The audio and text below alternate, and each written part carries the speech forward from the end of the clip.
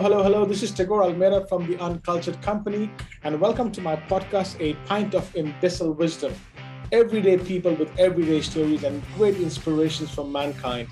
And today I'm very fortunate to be talking to a gentleman, Dr. Kole, who is originally from Nigeria, but he's now based in Florida.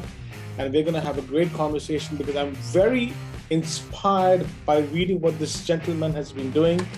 And I want to talk to him about himself, why he's dedicated his life to keeping his ethnicity alive and in the world, and also what does he also think about the African subcontinent and a lot more stuff in here. So, Dr. Kole, thank you and welcome to my podcast. Thank you very much for having me. I'm very grateful. Well, okay, so let's start with the basics. Tell us a little bit about yourself, your childhood, your upbringing, and so forth, before we get into talking about what you do at the moment. This is one question that I always find very difficult to answer because I never know where to start or which aspects of my life is important, because I, as the main actor, it's always a little difficult to know. But I can say this, that I went to university, so you see that I've missed out a lot of the other things. I went to university and I studied botany. My botany degree and my interest in botany was in genetics. And I worked with a plant called Vigna ungulata, which is cowpea to the ordinary people. And what I was doing with cowpea was I was applying colchicine, which is something that is not used. It was used last in 1963 or so, when I applied it in 1980 thereabout. And what I was trying to do was to induce polyploidy. Polyploidy means that I wanted to double the chromosomes in the plant, in beans, so that the beans you have will be a lot bigger than the usual one, and then also reduce the maturation day from 60-day maturation to 45. Well, I talk about all of that because it's one aspect of my life that I like to talk about. I like to talk about it because I could not find the means to continue onto a postgraduate, onto a PhD with science. So I became a photographer. Wow. A street photographer. After my university education, I became a street photographer, and I was taking photographs of people and I was collecting money until when I ran into an old schoolmate who introduced me to another university mate, and I got employment to work in a news magazine. And I worked in the news magazine for some time until I got tired one day and I just walked out. And from then on, I just started to walk the streets of Lagos, looking for what to do, what next job to do. And finally, somebody said, look, Kole, I have a contract. Let's go around Nigeria. You take the photos, I write the report. And we did that. To cut the long story short, I got involved with the British Council. I was given one of their prestigious awards, which is called the Shivani Scholarship. The Shivani Scholarship allowed me to go to Reading University in the UK, and I studied what is called TV and Video for Development. And the TV and Video for Development also took us to Kenya, where we work with street children. And there's a video of our work with it. And I was introduced to this idea of participatory methodology. So after that, I wanted to do a master's, but because the British Council, I wanted to do a PhD in Britain, but because the British Council has a policy that once you've done 9 months on their sponsorship, you have to go back home. So I went back to Nigeria, I spent 11 months, and I came to the States, and I started another master's in organizational communication, learning and design at Ithaca College. And I did that, and I moved on to New Jersey. From New Jersey, I started my PhD, but during the PhD, I started to teach Yoruba language. And it was the training I got there that led me on to move to Florida to work. So I don't know whether that's the kind of story you want to hear, but basically that is my background, and I've just kept it basically at the educational background. That's definitely the story I want to hear. And I'll tell you why, because I think that every individual has a story. We just have to stop and listen, because in there is something that impacts us, inspires us, and influences us, right? So that's great. I mean, from the different things that you've done, I'm very pleased to know all of that. I'm especially pleased to know about the photography work that you've done, because I think photography is one particular thing that gives us an insight into the world that we might not necessarily have an opportunity to experience. Whether it's fashion photography or real life photography from the street, especially, I think it's a great opportunity for us to look at how a human connect can be formed without physically being in that place. I agree with you. I always tell people I prefer to see the world from behind my lens. What I don't tell people, and I don't even let them see, is I can be a very shy person, an introverted person, but once I stay behind the lens, I'm looking at the unusual. I'm trying to defamiliarize the familiar. I could see bottles on the table, and I would want an angle that I could take it that will bring the aesthetics and the beauty out of it. I could see cold drink, and I want to zoom in so that you can see the sweat coming from that bottle. I also like to catch people unawares, to take what you might call candid photography. But for me, the candidness is in showing the different sides of humanity. Correct. And I also allow it to be done to me. I allow people to take photos of me, and I will share it so that you know that yes, I do unto others as you wish them to do unto you. But for me, the lens and staying behind it is something that allows me to reconfigure the world. I would have loved to be a fine artist, but I cannot be a fine artist because I don't know how to draw. But I like light and shade. I like to take photographs that look artistic, and sometimes even abstract. There are shots that I have taken of spiders and their web, but you need particular kinds of equipment to be able to do that. But for me, like I can see behind you there, that you're a real lover of photography, and it's there are people there. There are different modes of contemplation, and that is what I also love in photography. And I spent a lot of money on it. I'm not very good, but one of the things that I don't allow is for the judgment of others to stop me from doing what I'm learning to do. Bravo. See, this is what I'm saying. These little nuggets for the audience, don't ever let other people stop you from learning what you're trying to do. Beautiful. Before we come back to what you're doing currently, just on this topic of photography, I'm not a photographer at all. But many years ago, I did a little shoot where it was called Angels and Faith. And I took everyday scenarios, and we did a prop of angel wings, and we put it on people. So we had a shot of a guy behind the steering wheel, and he had fallen asleep.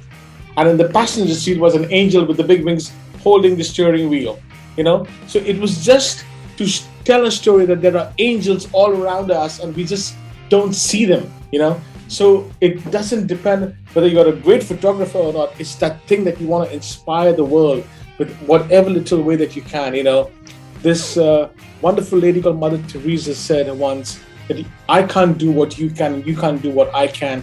But we both have to do what we can to make the world a better place. I agree. So that's it. So Dr. Kole, what is it that you do at the moment besides being a professor at the University of Florida, where you're talking about cultures, the Yaruba language and so forth? So, what exactly is it that you're involved in at the moment? Well,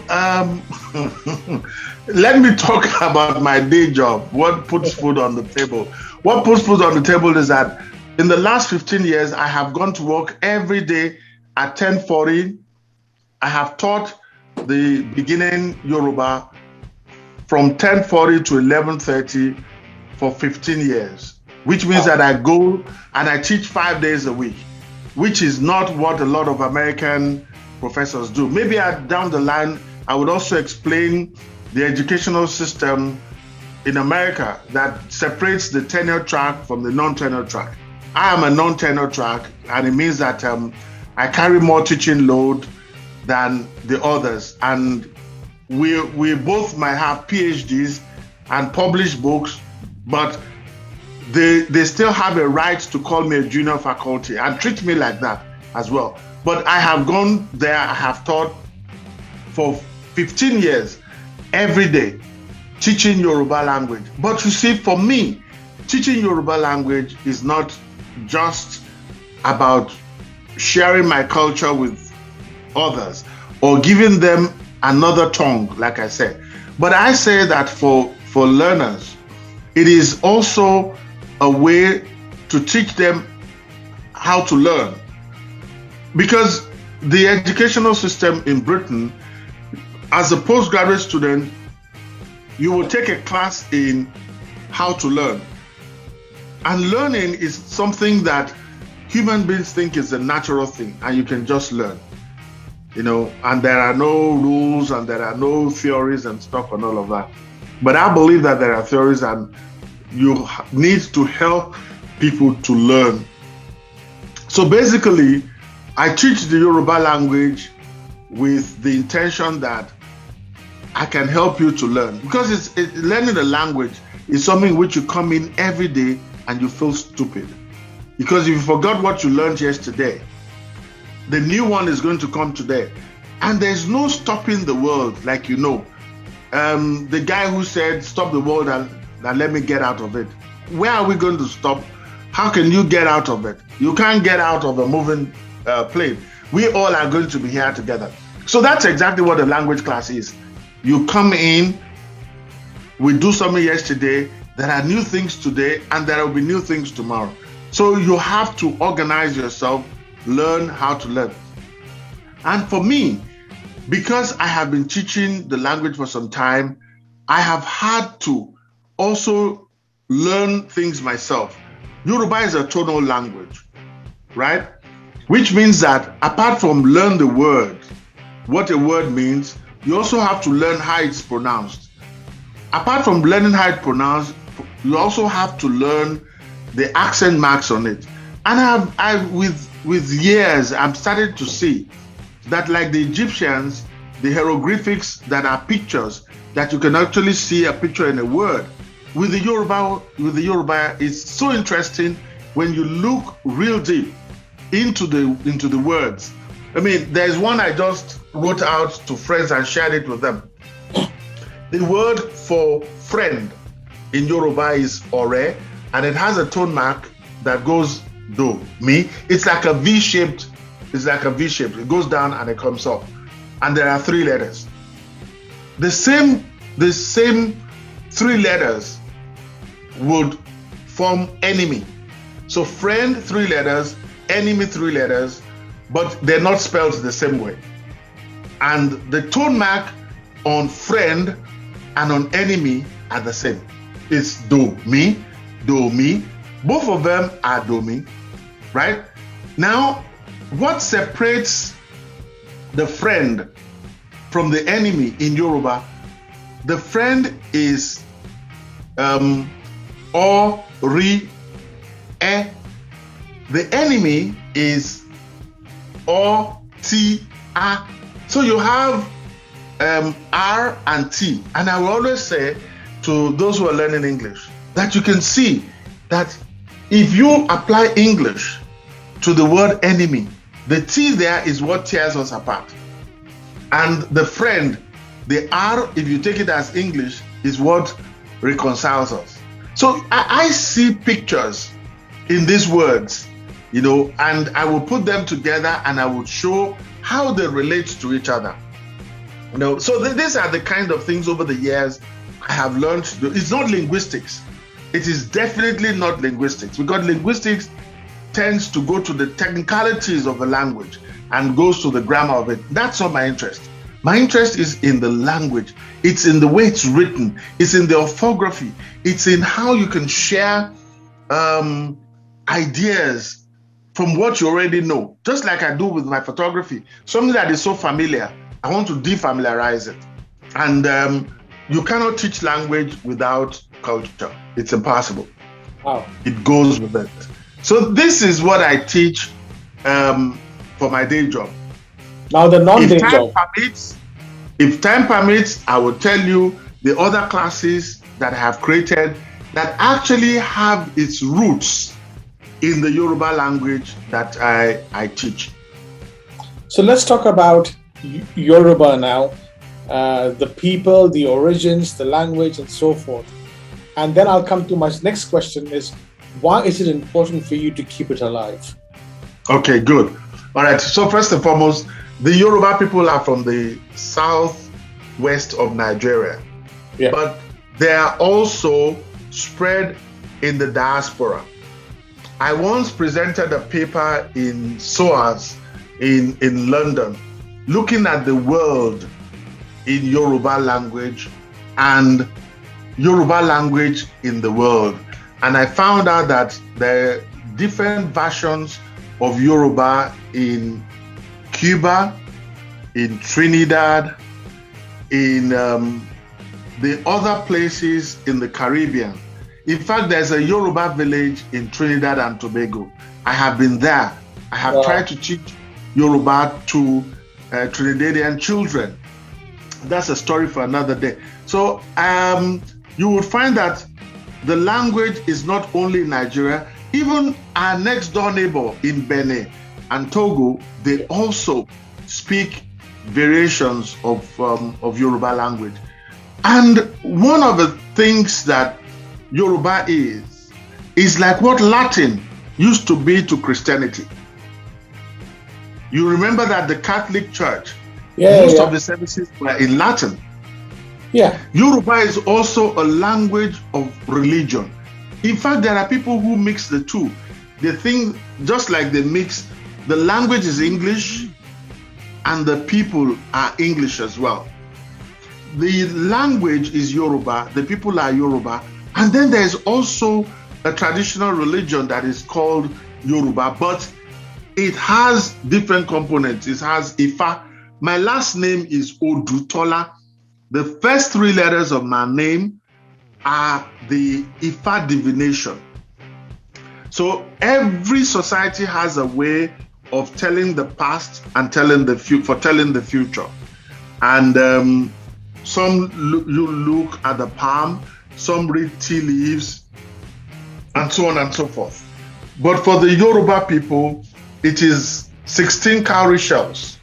And the Ifa corpus, the body of works of Ifa, is endless. It's stories upon stories, and it's in multiples of 16. And I can tell you this very quickly, that there are universities in Nigeria who have also done work on how the Ifa system parallels the computer, the bits and bytes. Or let's put it this way, how the computer system mirrors the Ifa divination system, because the Ifa divination system was there before the computer. And what am I talking about? The bits and bytes in computer is about zeros and ones. Correct. And that's exactly how the Ifa system is based.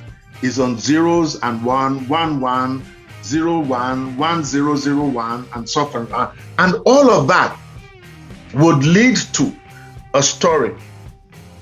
And then that story will lead to another story and all and all. So that is how the Yoruba language powers that. It is from that, it's the Yoruba language in which you will get to understand the stories, because they're in Yoruba. And people have tried to translate it into English. There is a chap from Harvard University who has an iPad where all of these things are put into, and they try to translate it into English. It doesn't really sound like it, but hey, technology sometimes can be very insensitive, and it just crawls around everything and flattens it. Sometimes technology has no respect for humanity, and the sooner we realize that, the better for all of us. That we should minimally allow it in our lives, but we need it. It's what the oxymoron called the necessary evil. So that's Yoruba language The and people. its religion. Yes, People. and now yes, the people, the people are very flowery. They love parties a lot, and people say they're loud. And you can also see that there are some icons, like the first Nobel laureate for literature on the African continent is a Yoruba man. Okay. Wole Soyinka, and he uses a lot of Yoruba assets in his works. There is also the icon, the musical icon, Fela Anikulapo Kuti. He is also Yoruba, and both people I've mentioned they come from almost the same place, Abeokuta and Ijebu. You know, Wole Soyinka lays more claim to Abeokuta than to Ijebu, but he's both Ijebu and Egba, and so he calls himself the Ijegba man. He coined the name from the two, but basically they are Yoruba. The Yoruba people are divided into sub-ethnicities or sub-ethnic groups. So what you have now is what we call a pan-Yoruba. Just like there is a hope for a pan-African concept. We already in the Yoruba sub-nationality already have the various groupings, the Ekiti, the Badon, the Jesha, the Remo. We're all now Yoruba people. And the missionaries took from all of our ethnic groups to form the Yoruba that I teach in American universities. You know, and most of us can understand that Yoruba, but the Yoruba that is spoken by the Egba man, I probably sometimes will not understand. Or the ones spoken by the Jesha man, I probably will not understand. Okay. So, why is it important? I know that you've dedicated your life to keeping the Yoruba identity alive. Why is it so important to you? And also, I think a part of it will answer the question is, why is it so important for the world, as we know it today, to be connected still into the deep roots of its origins of such ethnicities that have got a rich cultural heritage, but have been overshadowed by, as you said, technology and commercialism and a certain group of languages and cultures in the world. So why is it important, Doctor? What language allows you to do is to see the world in a different way. It allows you to attend to certain situations from a non-Western lens. What we're doing now and what we're all going through is what is called homogenization. We all want to close our eyes in Dubai and open it in America, and everything that you found in Dubai is in America. That sameness is what the world is going for, and in the process, we're losing those little things. For instance, I'll tell you that I grew up with a grandmother who was a midwife, and so would show me herbs. Apart from give me tablets, would also, when I have malaria, she will give me neem tree soaked into water. You drink part of it, you take your shower with it.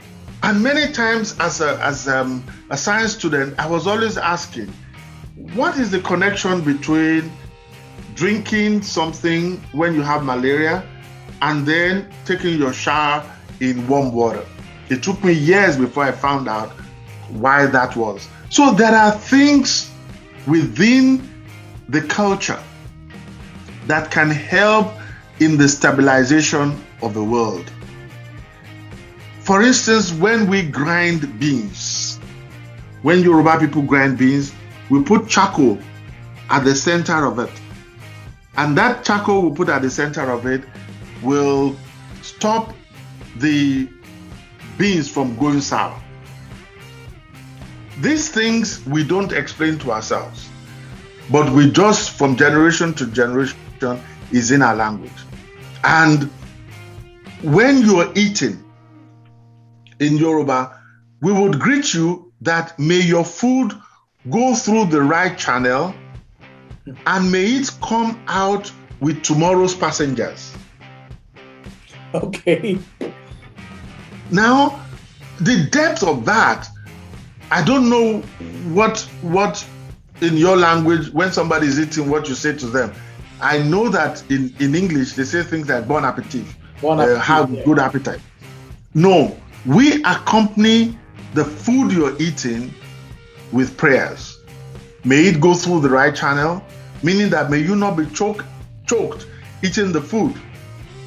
And when you have eaten it, we also accompany it with prayers that it should digest and you pass it out the next day. Now, what you should take note of is that we're saying the next day. Same day means that it has run your system. If you have to eat something and you have to go to the bathroom or the toilet the same day, it means that it has not stayed well in your body. So even in how we attend to things, and there are many things like that. The Yorubas believe we tend not to look at the systematic organization of knowledge and its predictability as the only way to epistemology, to the science of knowing. If an accident happens, people tend to look at the vehicle and look at the driver and say, oh, maybe he was drunk. For us, we go a step ahead and look at the metaphysics behind it. We understand the physics, we understand the physical, but we also want to go to the metaphysics of it. Remember that most of the roads that you see, some of them were forest lands before, some of them were nature lands before, of which we go, we reclaim it, and some of them were actually the graves of some people.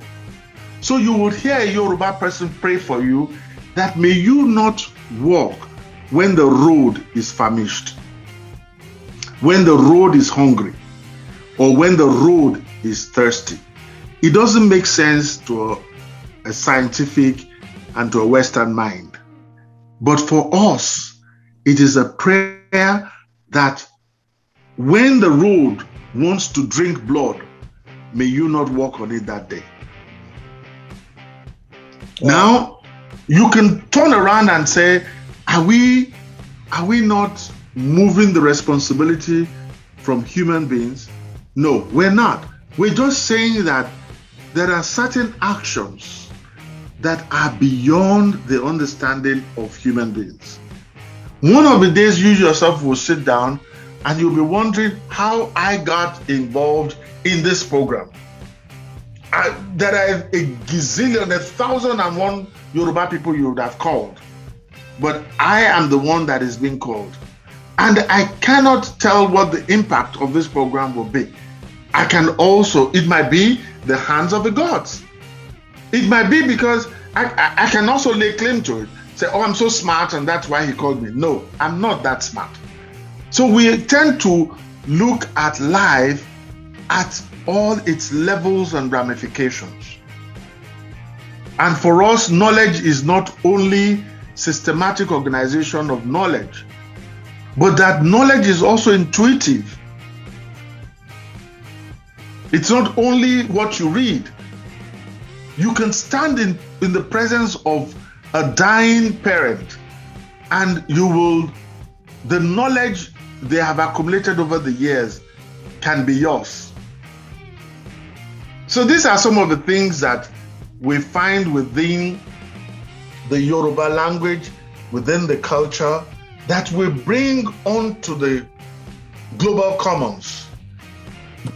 We bring it to the global commons, not to antagonize, but simply to say, this is our own. And that is what the whole idea of the whole concept of post-colonialism is about. It is to say that the Western world has marginalized other forms of knowledge. Absolutely. But let's bring the marginal also to the center, just to share. And what I say to students all the time, difference does not mean better. It is just different. Correct. I just read things differently. I see things differently. You say it will rain and you take your umbrella. You go out. I am told it's going to rain, and I call on to my spirit self to say, I have been in touch and in line with nature. I do not see the reason why my spirit self cannot control nature. Because I work in consonance with nature. I work in harmony with nature. And if you work in harmony with nature, why would nature now torture you? Correct. Wow. Yeah, absolutely. And Dr. Kole, what I've also noticed is the fact that, and there are these two places I'm going to mention in a minute who are very close to my heart. One is obviously the African continent, for reasons that I've told you. And second is India, where I come from. And I think these both countries have been through an invasion, and I think that has resulted in some good things. But also at the end of it, I think we've lost our identity, we've lost a lot of our wealth, we've lost a lot of our culture.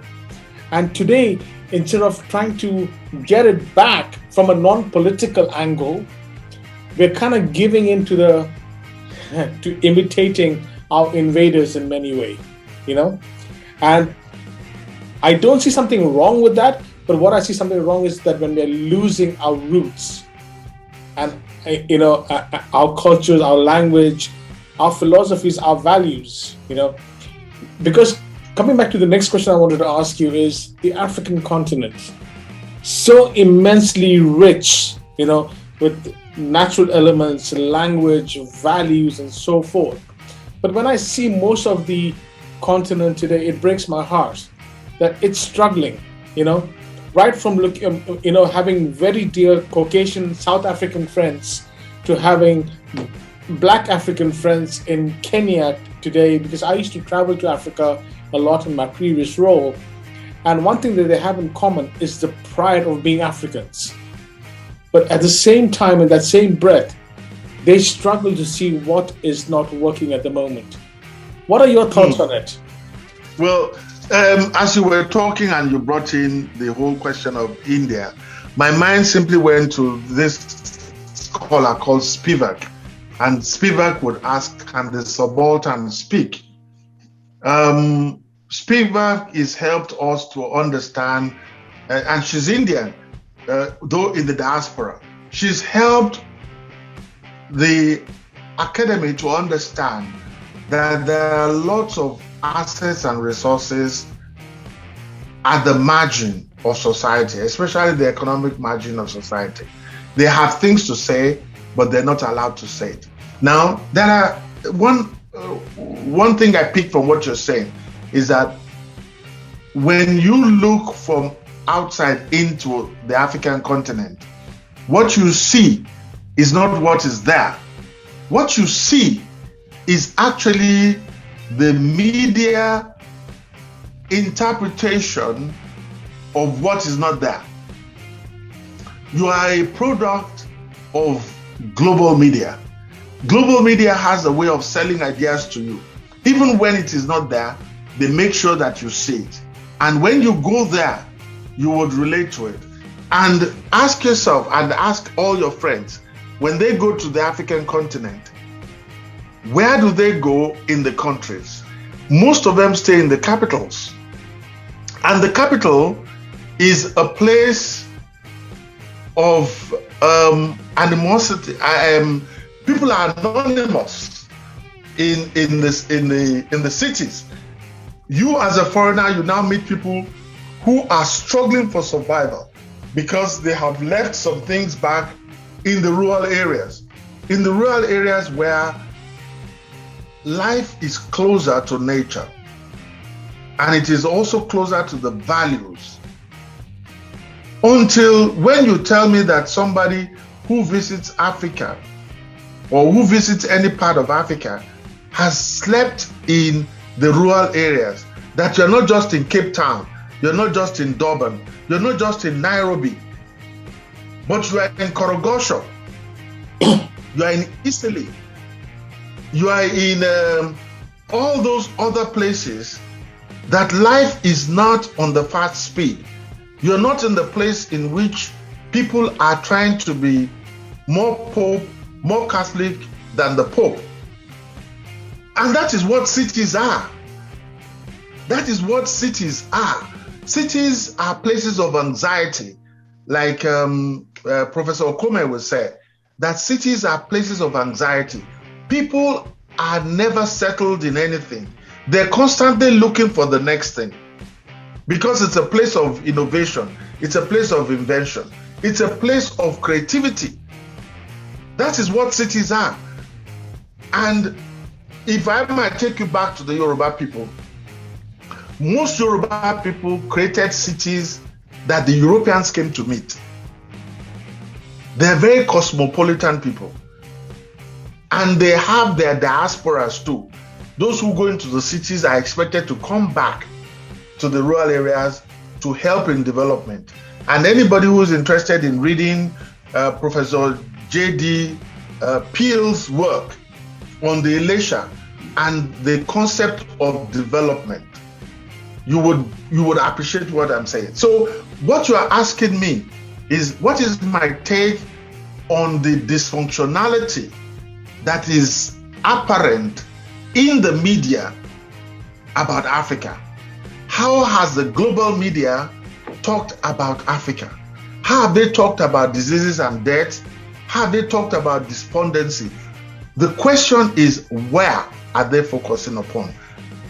Christine Amanpour will go to only cities where there is trouble and crisis, and she would zoom in and use local contacts that have found ways of survival. Or if anybody is coming to India, you probably go to Delhi or you go to Bombay.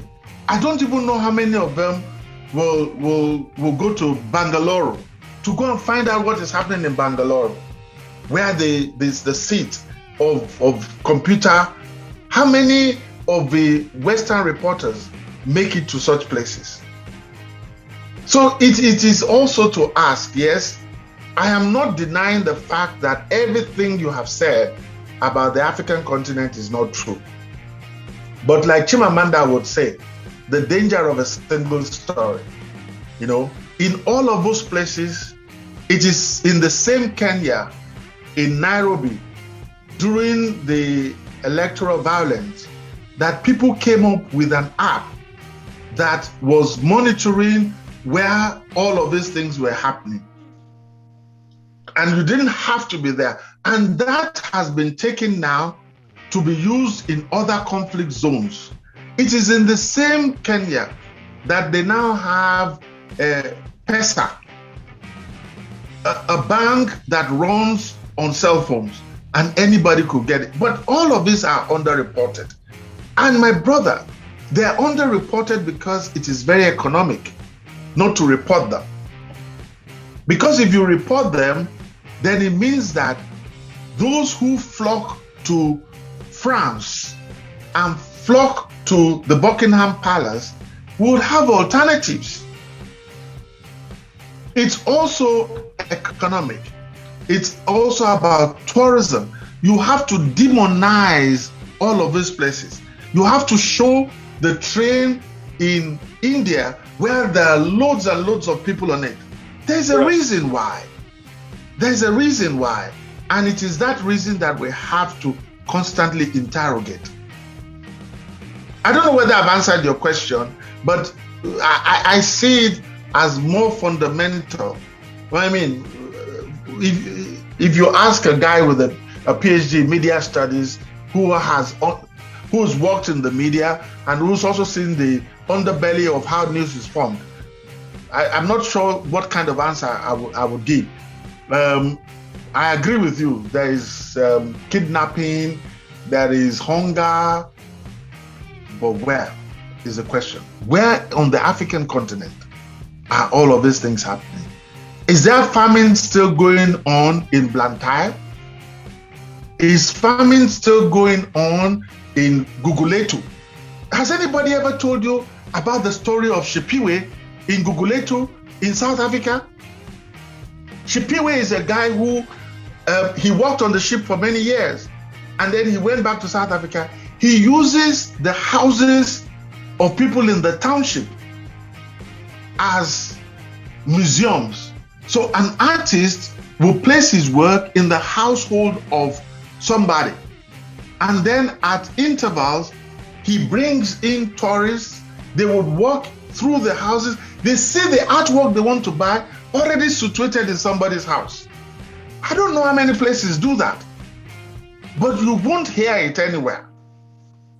But you would definitely hear carjacking, black on black violence, drug addiction, HIV/AIDS, inability of the South African government to vaccinate the people, yada, yada, yada. And it goes on and on. I have a question to ask you. If the West stayed away from giving by promoting Africa as a poor country, okay? Because that's the story, that's the narrative that the West upholds. If the West were to stay away from promoting the story that Africa is a poor country, right, and India is a third world country, for example, would that help us come up, elevate ourselves to show our real potential to the world? I would answer your question by Ben Okri's, and I have been teaching this all the time. Ben Okri says, to poison a nation, poison their story and demoralize them. To poison a people, poison their story and demoralize them. What has happened in the West? And don't forget that the West deals with a handful of political elites in Asia and in Africa. They at the most, there are probably less than 500,000 people. In India, those who are calling the shots and making a mess of that place are just a handful. And that's exactly those the West deals with. And they just, I think in India it's a little different. But on the African continent, they want to steal money and keep it in Europe. And Europe turns a blind eye. They know for sure that the money in their banks, you know, the raw materials of banks are funds. And they don't care where the money is coming from. They know that our political elites are thieves because capitalism encourages corruption. There is even, the word corruption does not even exist in local language in most of the African countries. So you are asking me, what if the West leaves? They don't have to leave, they should remain there. What we've been calling for is globalization from below and the development of social capital by our people, by Indians, by Africans, by the 54 countries on the African continent. It is the development of social capital that we've always had. The Yorubas will tell you that people are my covering, Eniyola Shomi, and that the operative word for wealth creation, according to Yoruba mindset, is collaboration and not competition. So the West can remain there. What we need to do is to isolate our political elites from the rest of the people that they constantly corrupt, and they have weaponized hunger and poverty. Because the reason why Asia, some parts of Asia and Africa the way they are is because people are hungry. And the hunger is not because they cannot find food to eat. It is because it's a weapon. And that weapon is to make them vote for idiots and morons. Because when you promise a man who is, we say, he who is down fears no fall. They think that they have fallen. And then they give them 20 rupees, 400 rupees, or they give them 40 rands, or give them 100 cedis, just to tie them over for a week and vote for them. But they cannot. I belong to the royal family, and the royal family has never been elected. We rely on the deities to choose our leaders, and there is a belief that the deities will not go wrong because they're supernatural. What you have in the modern way of elections is such that the average African, I don't know of Asia, has not learned and socialized into what it means, the connection between the moron, the idiot, and the stupid fellows that you vote into power, and the impoverishment of your life. They have not been able to make those connections. Correct. It's just like the same thing in environment. People do not know that for everything, every liter of water you waste is affecting nature itself. People can't make the connections. And it is until when we begin to make the connections in all of these continents and subcontinents that the West will still play on us. Because they're selling us this thing called democracy. They sell it to us without the concomitant mode and means of sustaining it. You know that democracy will never work in America without lobbyists. It will never work without those who pay money for advertisements, and so on and so forth. So I don't begrudge the West. They would remain there, but we need to have globalization from below. We need to start the re-education of our people in a way that they would return to the cooperatives that we've had, where we all join hands.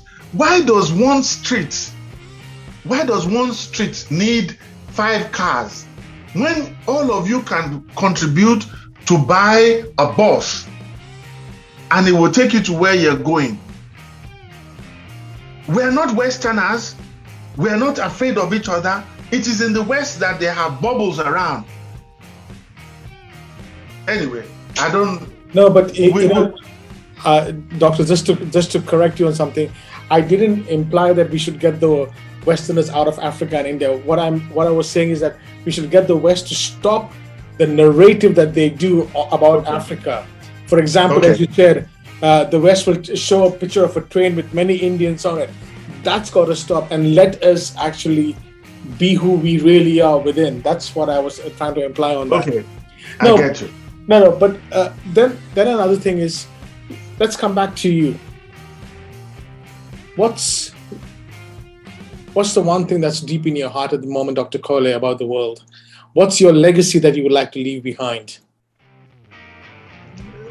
It's simple. As I'm talking to you, I don't have a car. I don't even know how to drive. Okay.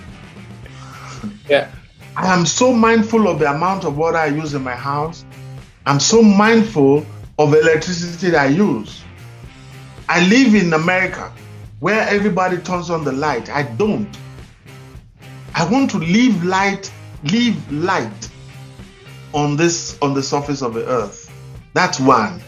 The second cardinal point that guides my life is to help those I can help. Look, my brother, a question I have thought about. I have always wanted to change the world. And then it occurred to me that as a Nigerian, as a black man, and now as an old man, I can't even change myself. So I moved it down to changing my country. And then I found out that, oh, look, this is a vast place. My power, what I would have so I moved it down to my state. And I also found out that Lagos State is such a big place of 20 million people. I probably will not be able to, if I do not steal enough money to get into power and affect policy. So I moved it down to my household. You know where I am now? It is keeping the front of my house and keeping my life in a way that I can tell others, like David Thoreau did. He cut away from all of the luxuries and wanted to show others that you can live light on earth, consume less. I don't buy what I don't need. I have just 3 sandals, and the reason why I have 3 is because one of it was misbehaving, and in this part of the world there are no shoe repairers. So I went hurriedly to get another one, only to find out that I could fix it with something else. So I want to live as light as I can on earth. That is one legacy. That is something that I know is within my control. And with it also comes advocacy. It comes with wanting to speak to 1 or 2 other people. I don't want to make converts of them. I just want to share my life with them. I just want them to see that we're hurting the earth with consumption. Absolutely. Yeah. So these are the areas that are on my heart right now. Apart from the fact that my name has a secularity to it and a spirituality. My name is Kole. It means build house. And the students asked me, where are the houses you built? I said, I build a house of knowledge every day, under which you could come to save you from your ignorance of how the world works. I'm going to share a line with you, which I put on my website. I believe strongly in this, and I'll share it with you, Doctor, is I might not change the world, but I will definitely touch the lives of the people that I meet. Correct. Yeah. And that's something that I believe of myself. It's been such a beautiful honor to be able to talk to you, Dr. Kole, and I hope that we can always stay in touch. I would love to stay in touch and keep a track on how you are influencing those around you. It's like an umbrella that you're letting people come to shelter themselves and to share share your life. That's beautiful. And I wish you well in everything that you do. I wish you all my love, my African brother, if I may say, and I hope that we will always stay in touch and change the world one breath at a time. And give a shout out to the sister that linked me to you. Mamta. Yes. Mamta. We need to give a shout out to her. Absolutely. To say that I appreciate the fact that of all her African friends, I was one of those she introduced to talk to. And we must always do that. We must always appreciate, everything for me matters. Everything matters. Yeah. So I thank you very much for the time and for the opportunity. So that's it. And just remember, Dr. Kole, my uncultured company, the caption is one world, one faith, one race, one color, just a different face. I believe that. I agree with you. I came up with that when I was 15 years old, living in London. On a wow. day. Yep. That's how I saw the world, and I still see it today. You've been a brilliant mind for a long time. No. We are just trying to catch up with you. So thank you. Have a great evening and stay blessed. And thank you for Thank introducing you. us to your thoughts. And above all, thank you for telling us so much about the wonderful Yaruba. Thank you. Thank you.